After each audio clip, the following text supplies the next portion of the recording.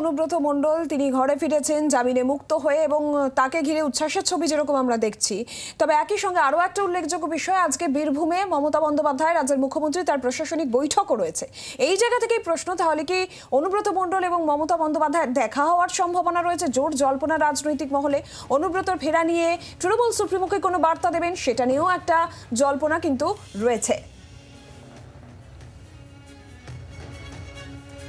আমাদের প্রতিনিধি শ্রেয়সীর সঙ্গে আমরা কথা বলবো, তার আগে আপনাদের আরও একবার জানিয়ে রাখি, মমতা বন্দ্যোপাধ্যায়ের সঙ্গে অনুব্রত মণ্ডলের আজ সাক্ষাৎ হওয়ার সম্ভাবনা কতটা? যদি সাক্ষাৎ হয় সেক্ষেত্রে কি বার্তা বিনিময় হবে?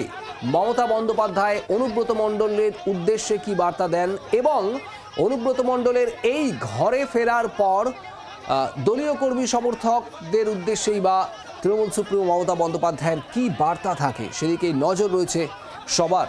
আজ যেহেতু বীরভূমেই রয়েছেন মুখ্যমন্ত্রী মমতা বন্দ্যোপাধ্যায়, তাই কৌতূহল জল্পনা ক্রমশ বাড়ছে। শ্রেয়সী গঙ্গোপাধ্যায় আমাদের প্রতিনিধি রয়েছেন আমাদের সঙ্গে সরাসরি। শ্রেয়সী, একটু আপডেট জানতে চাইবো, যে প্রশাসনিক বৈঠক হওয়ার কথা রয়েছে মুখ্যমন্ত্রীর সেটার সম্পর্কে এবং এরপর অনুব্রত মণ্ডলের সঙ্গে সাক্ষাতের সম্ভাবনাই বা কতটা?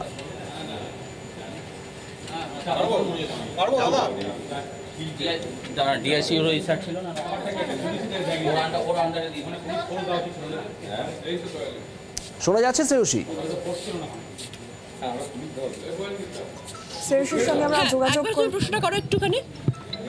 প্রশাসনিক বৈঠক যেটা রয়েছে মুখ্যমন্ত্রীর, তার কি আপডেট এই মুহূর্তে এবং অনুব্রত মণ্ডলের সঙ্গে এরপর সাক্ষাৎ হওয়ার কোনো সম্ভাবনা রয়েছে কিনা, কি খবর পাচ্ছ? একেবারে দেখো, এই মুহূর্তে আমরা কিন্তু রয়েছি বোলপুরে, যেখানে প্রশাসনিক যে বৈঠকটা হবে সেইখানে আমরা রয়েছি। কিন্তু এই বৈঠকের মূল যে বিষয় যেটা, সেটা হচ্ছে কিন্তু অবশ্যই বন্যা কবলিত যে এলাকা, সেই এলাকাগুলোর ক্ষেত্রে কিন্তু মূল যে নজর। এবং আর কিছুক্ষণের মধ্যেই কিন্তু কার্যত তোমাকে বলবো যে এইখান থেকে কিন্তু মুখ্যমন্ত্রী যে যা রাস্তা দেখাচ্ছি তোমাকে, এইখান থেকে আর কিছুক্ষণের মধ্যেই কিন্তু মুখ্যমন্ত্রী তিনি এসে পৌঁছবেন হচ্ছে এই জায়গায় যেখানে এই প্রশাসনিক বৈঠক হতে চলেছে। যে বৈঠকের কিন্তু মূল যে বিষয়, অর্থাৎ মূল যে আলোচ্য বিষয়, সেটা অবশ্যই বন্যা কবলিত এলাকায় মানুষের পাশে দাঁড়ানো। কিন্তু এর সঙ্গে সঙ্গে কিন্তু আজকে একটা জল্পনা ভীষণভাবে তীব্র হচ্ছে যে আজকে অনুব্রত মণ্ডলের সঙ্গে সেক্ষেত্রে মুখ্যমন্ত্রী কোনোভাবে কোনো সাক্ষাৎ হতে পারে। তার কারণ এক্ষেত্রে একটা বিষয় আমরা দেখেছি যে অনুব্রত মণ্ডল অ্যারেস্ট হওয়ার পরেও কিন্তু মুখ্যমন্ত্রী বরাবরই তিনি প্রকাশ্যে অনুব্রত মণ্ডলের পাশে দাঁড়িয়েছেন এবং বারবার তিনি যে বিষয়টা তুলে ধরেছেন সেটা হচ্ছে যে এক্ষেত্রে তার বিরুদ্ধে চক্রান্ত করা হয়েছে, কেন্দ্রীয় এজেন্সি তার বিরুদ্ধে চক্রান্ত করে ষড়যন্ত্র করে তাকে অ্যারেস্ট করেছে। আবার পাশাপাশি যদি সাংগঠনিক দিক থেকেও দেখি তাহলেও কিন্তু এখনো পর্যন্ত বীরভূমের নির্দিষ্টভাবে সভাপতি বলে কিন্তু নতুন কারোর নাম ঘোষণা হয়নি। অনুব্রত মণ্ডল ছিলেন, তার জায়গায় নাম পরিবর্তন করে কারোর নাম ঘোষণা করা হয়নি। একটা কোর কমিটি তৈরি করা হয়েছিল, সেই কোর কমিটি এই মুহূর্তে কাজ দেখছে। সেক্ষেত্রে অনেক বিভিন্ন এমএলএরা রয়েছেন, অন্যান্য ব্যক্তিরা রয়েছেন, কিন্তু সেক্ষেত্রে নির্দিষ্টভাবে সভাপতি হিসেবে নতুন করে কারোর নাম কিন্তু ঘোষণা করা হয়নি।